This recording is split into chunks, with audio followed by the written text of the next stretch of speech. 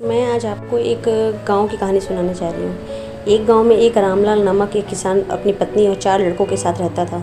रामलाल खेतों में मेहनत करके अपने परिवार का पेट पालता था, लेकिन उसके चारों लड़के आलसी थे, जो गांव में वैसे ही इधर उधर घूमते रहते थे। एक दिन रामलाल ने अपनी पत्नी से कहा कि अभी तो मैं खेत में काम कर रहा हूँ, लेकिन मेरे बाद इन लड़कों का क्या होगा? इन्होंने तो कभी मेहनत ही नहीं करी, ये तो कभी खेत में भी नहीं गए। रामलाल की पत्नी ने कहा कि धीरे धीरे ये काम करने लगेंगे। समय बीतता गया और रामलाल के लड़के कोई काम नहीं करते थे। एक बार रामलाल बहुत बीमार पड़ गया। वह काफ़ी दिनों तक बीमार ही रहा। उसने अपनी पत्नी को कहा कि वह चारों लड़कों को बुलाकर लाए। उसकी पत्नी ने चारों को बुलाकर लाई। रामलाल ने कहा, लगता है कि अब मैं ज़्यादा दिनों तक जिंदा नहीं रहूँगा। रामलाल को चिंता थी कि उसके जाने के बाद उसके बेटों का क्या होगा। इसलिए उसने कहा, बेटो, मैंने अपने जीवन में जो कुछ भी कमाया है वह खजाना अपने खेतों के नीचे दबा रखा है। मेरे बाद तुम उसमें से खजाना निकाल कर आपस में बांट लेना। यह बात सुनकर चारों लड़के खुश हो गए। कुछ समय बाद रामलाल की मृत्यु हो गई।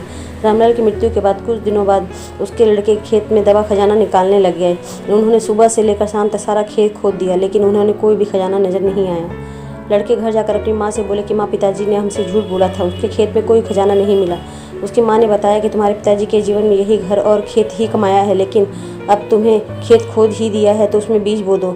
इसके बाद लड़कों ने बीज बोए और माँ के कहे अनुसार उसमें पानी देते हुए कुछ समय बाद फसल पककर तैयार हो गई, जिनको बेचकर लड़कों को अच्छा मुनाफा हुआ, जिसे लेकर वो अपनी माँ के पास पहुँचे। माँ ने कहा कि तुम्हारी मेहनत की असली खजाना यही है। तुम्हारे पिताजी तुमको यही समझाना चाहते थे कि तुम्हें आलस को त्याग कर मेहनत करना चाहिए। मेहनत ही इंसान की असली दौलत है।